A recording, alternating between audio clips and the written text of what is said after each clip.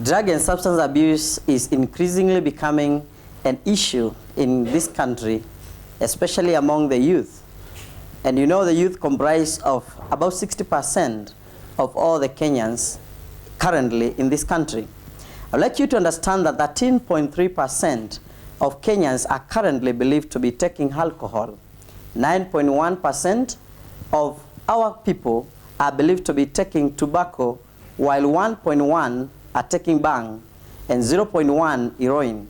I'd like you to understand that bang, an illicit drug in this country, and which is actually illegal, but is the most available drug in Kenya, garnering about 49% among the drugs compared to the other drugs. That is almost half of the availability of drugs in Kenya. I'd also like you to understand that alcohol is a drug that is posing the greatest challenge and problem and harm to Kenyans, because many of the things that we see and hear, mostly, they can be attributed to alcohol, especially when it comes to accidents and deaths.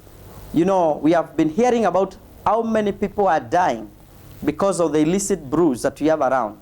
And we have also been hearing about the alcohol law and other things. I would like you to understand that when it comes to drugs and substance abuse, they do not only affect or attack the body of a human being, it also affects the emotions of a human being.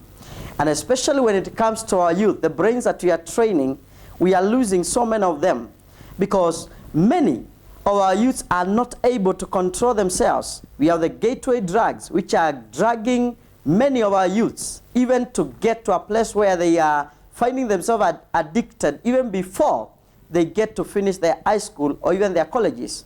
But I would like you to understand that we still have a big percentage of Kenyans who we can take a lesson from and understand that when we talk about 30% of Kenyans having taken alcohol between the ages of 15 and 65, we are talking actually about 70% of Kenyans who have remained without taking alcohol within that same span of life. So I would like you to understand that we have more people in Kenya who can be role models than who are leading people astray. And therefore you can take a lesson from the role models. You cannot say that everybody is doing it. No. We have a 70% of people who are not in drugs. We have more than, we have about 87% of Kenyans who are not currently taking alcohol. We have about 99% of Kenyans who are not smoking weed.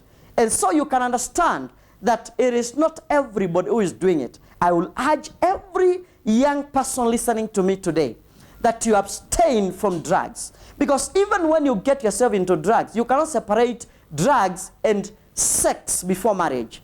And you cannot separate sex before marriage and the infections of HIV.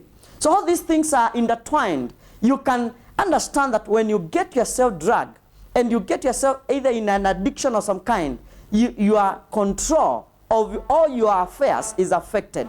And so I will urge you today to take your life seriously and to take an action, because you are a product of the actions that you take in life. Stop drugs. Abstain from them. And if you have been in any gateway drug, maybe cigarette, maybe cat, or maybe any other drug that you have been involved in, can you stop it now? Because when you are addicted, you are no longer under control. You are no longer the one who is on the steering wheel. Something else is steering you towards a direction that you don't desire to find yourself ending into that destination. And so, how do you take control of your life and take advantages of the good environment that the government is providing for us, so that we can develop ourselves as a youth and also create wealth and also have something that you are doing meaningful? But when you involve yourself in drugs, it is not possible for you to be able to lead a meaningful life. Can you spare the years that are remaining and find yourself in a drug-free zone? I wish you well as you proceed towards your best future. Thank you.